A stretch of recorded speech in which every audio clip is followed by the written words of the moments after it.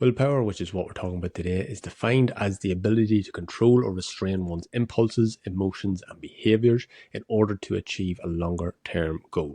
Now, based on that definition, you can see how important willpower is when it comes to achieving your health and fitness goals. Lack of willpower leads to you making decisions that feel good in the short term, even if they're in conflict with your longer term goals. That might mean that you lay on the couch in the evening when you know you'd be better off getting up and going to the gym, or it might mean going back for the third handful of biscuits, even though you have made the commitment to losing weight. Willpower is important, and I will talk about it in future episodes, but here I want to talk about something more fundamental.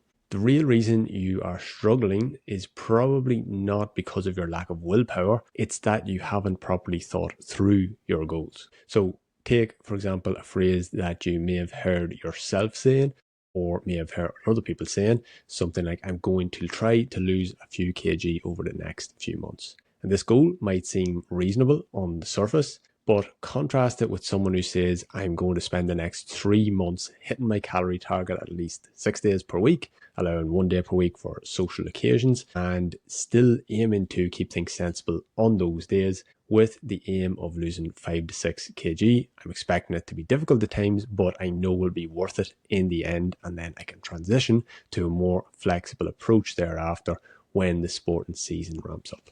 I'm sure you'll agree that all else equal, your money would be on the second person to make more progress than the first, even if they had the exact same amount of willpower. But it's worth exploring what about that second statement leads you to thinking that they're going to make more progress than the first.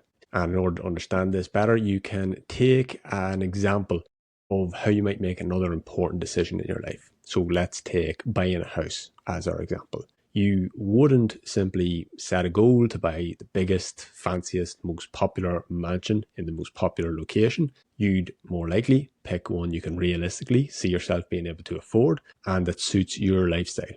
Before committing, you then weigh up the pros and the cons, price, the commute, the upkeep, the lifestyle changes it will require, and only after considering all of that would you decide whether this particular house is worth pursuing or whether you need to adjust your goal towards something more aligned with your circumstances and your values. Of course, there will be still actions you have to take that you might prefer not to, such as following up with solicitors and with your life savings, packing and moving your stuff. But because the goal was aligned with your financial reality, your genuine desires for a house, and what you're willing to sacrifice from the start, barring something extreme happening, you're probably going to achieve your initial goal of getting that house. You can take that same thought process into your health and fitness goals. And if you are raising an eyebrow at the idea of putting as much thought into your health and fitness goals as you would to a big decision like buying a house, I'd encourage you to ask yourself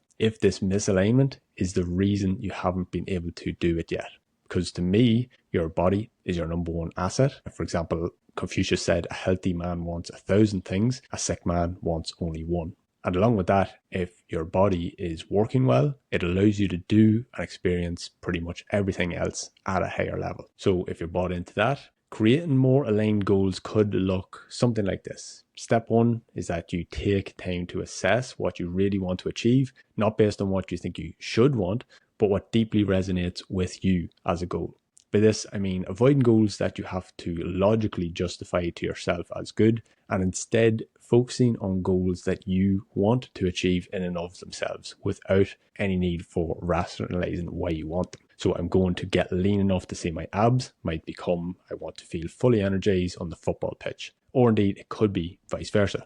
This ensures that your goal is aligned with your genuine desires and is therefore intrinsically motivating, leading to a decreased need for willpower. Step number 2 is that you assess your current life circumstances and lay out realistic expectations around how much time and commitment you're willing to give to this goal. This requires not thinking, in an ideal world I'd be able to do this, but rather, given my current life circumstances, this is what I know for sure, barring something extreme happening, I am fully able to commit to. So I'm going to try getting the gym 6 days per week, might become I can realistically commit to getting 3 gym sessions in 3 mornings per week before work. This allows you to then make a plan that you can actually stick to. Step number 3 is then you look at both sides, the pros and cons of pursuing and achieving this goal.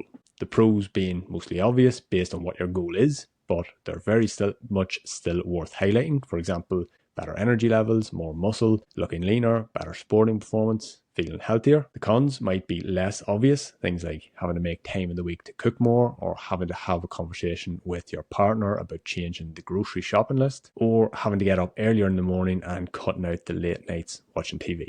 This allows you to have an honest conversation with yourself and ask, is this goal truly aligned with my current life circumstances, my genuine desires, and what I'm willing to give up? And if the answer is no, I'd recommend you go through the process until you find goals that are better aligned, where your current life circumstances do support them, where they match your genuine desires, and where you're truly willing to accept the trade-offs. But if the answer is yes, then you're in a much better position to go after those goals than if you'd simply chosen to go the route of throwing out a vague goal and hoping willpower was enough to get you there.